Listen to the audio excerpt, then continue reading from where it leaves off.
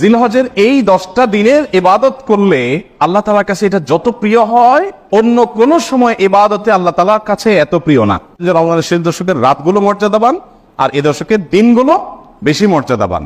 আর all over রাত দিন দুইটারই মর্যাদা আছে এই মৌসুমের কারণে। আমি সংক্ষেপে বলছি আমলগুলো কি কি। নাম্বার 1, আল্লাহকে বেশি বেশি স্মরণ করা, জিকির করা। আল্লাহ সুবহানাহু ওয়া তাআলা কোরআনে কারীমে বলেছেন, নির্দিষ্ট দিনগুলোতে তোমরা আল্লাহর জিকির করো, বেশি বেশি স্মরণ করো, আল্লাহর স্মরণটা বেশি বেশি হবে। দ্বিতীয় আমল হলো সাধারণ নেক আমলগুলো বেশি বেশি করবেন।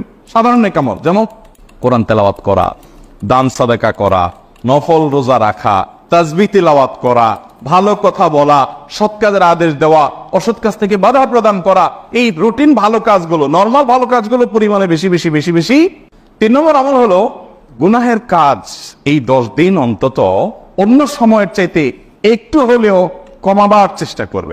4 নম্বর আমল হলো যাদের হজের সামর্থ্য আছে তারা হজ করবেন। 5 নম্বর আমল হলো যাদের কোরবানি করার সামর্থ্য আছে তারা কোরবানি করবেন। 6 নম্বর আমল হলো যারা কোরবানি করার নিয়ত করেছেন, জিলহজের চাঁদ ওঠার আগে আগে চুল, নখ, গোঁফ, অবাঞ্ছিত লোম ইত্যাদি কেটে ফ্রেশ হয়ে এই 10 দিন আর সেগুলো কাটবেন না।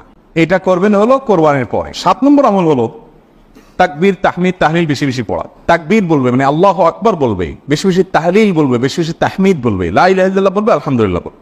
আর 9 নম্বর